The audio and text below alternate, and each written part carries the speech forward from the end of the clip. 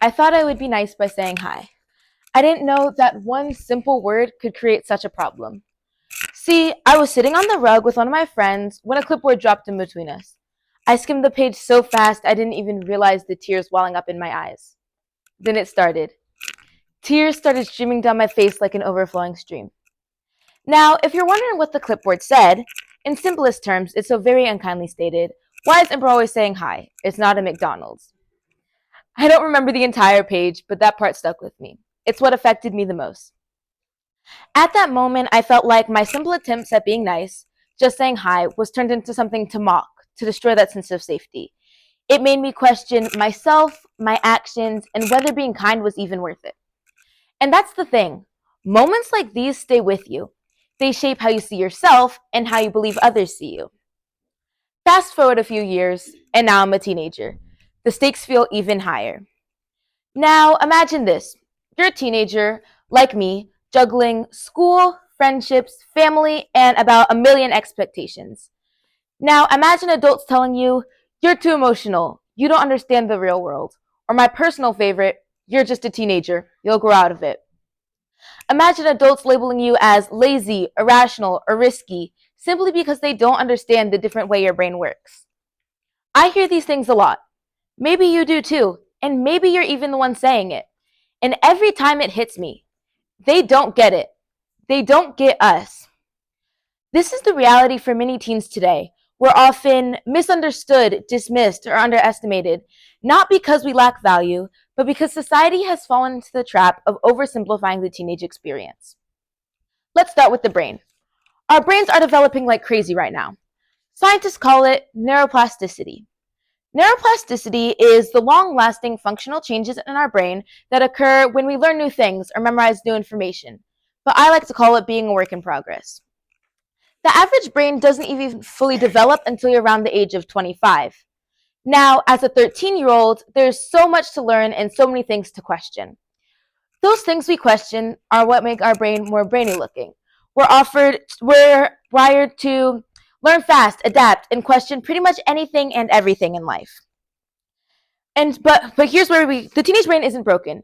It's not a defective adult brain. It's a fast developing powerhouse designed to adapt, explore, and question pretty much anything and everything. But here's where we get it wrong.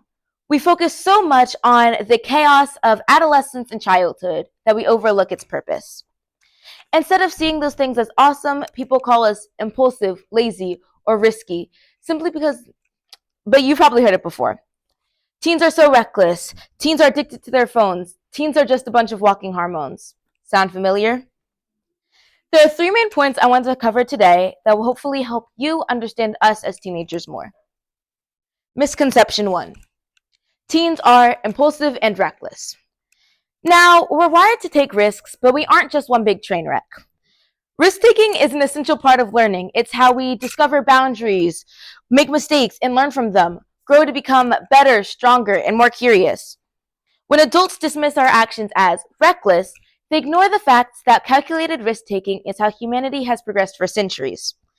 Think of the young inventors, activists, and entrepreneurs reshaping the world. They're not reckless, they're bold. As parents, your job is not to control the child, but instead to guide them and teach them on their way through childhood. When I was 2 years old, I thought it was the absolute smartest thing to do a cartwheel off the beam. And thank goodness my coach caught me when she did, because if she didn't, well, I doubt I'd be here giving this TED Talk right now. After she caught me, I learned not to do something that reckless again. And looking back, I realized that not every genius idea is actually a good one. Sometimes you need someone to catch you before you fall. Now, people love to say that teens are reckless, but honestly, risk-taking is how we figure stuff out. Ever try something totally new, mess it up, but then learn more from failing than you ever could from success? That's what teens do all the time. It's not about being reckless, it's about being brave enough to make those mistakes. Mistakes are what make us human. It's what help us grow. Maybe the mistake may be a really stupid one, like jumping over a patch of ice, trying to get a really big icicle hanging off the overhang above a classroom door. Not the smartest idea, but you learn from it.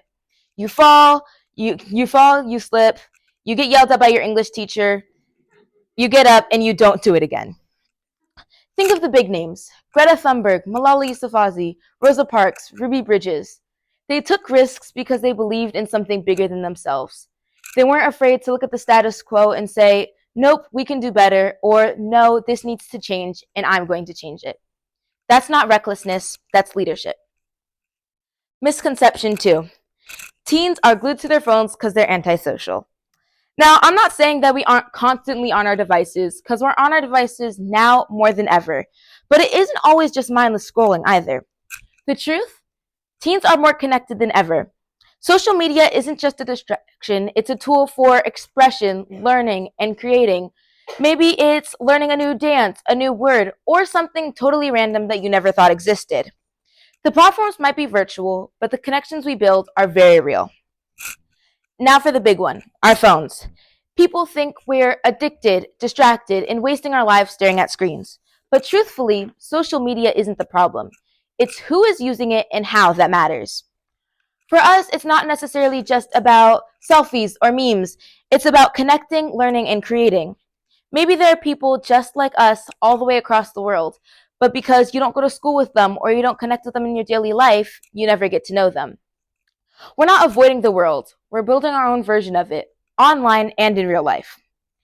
Now, I'm not saying that everything we do on our phones is to create some far-fetched connection, because sometimes it's connecting with people you see every day, or playing games, or literally just scrolling through apps and downloading things that you know you'll never use, but you download them anyways just because you're bored.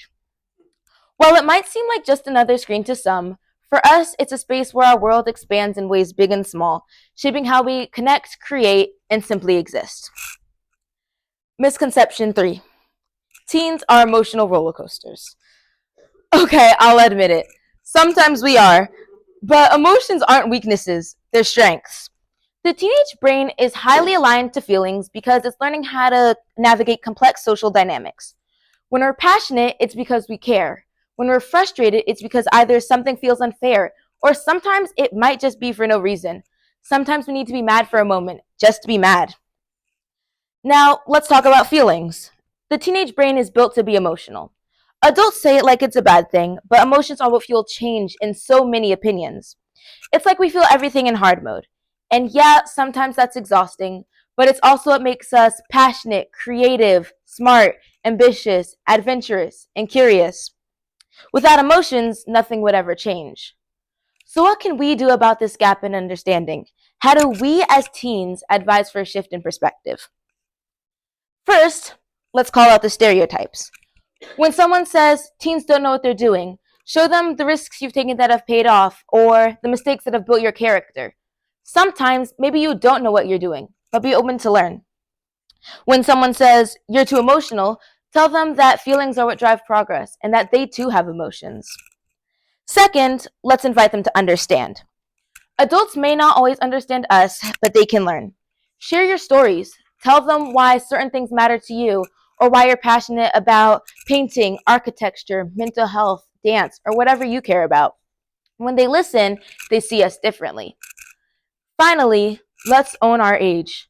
See, being a teenager isn't just a phase, it's an experience. It's a time to challenge the world, experiment, and figure out who we want to be. Stop underestimating us. We're not just the future, we're the present. Instead of focusing on what you think we're doing wrong, look for what we're doing right. Because if you take a step back, you'll notice something incredible. Teenagers are the innovators, the challengers, the dreamers. We're messy, yeah, but that's what makes us better and stronger. That's what makes us grow and mature into the adults you want us to act like. I want to leave you with a quote today. If you treat teens like adults, they will act like adults. But if you treat them like children, they will act like children. Basically, if you treat teens like adults too soon, then they lose that part of just being a child and being able to explore the world. However, if you treat them like children their whole life, then they never grow to be independent. To the adults in the room, the teenage mind isn't something to fix or fear, it's something to celebrate. We're not just the leaders of tomorrow, we're shaping the world today. So here's my challenge to you. The next time you see a teenager, don't see someone who's still figuring things out or someone who doesn't understand what's happening. See someone who's redefining what's possible. Thank you.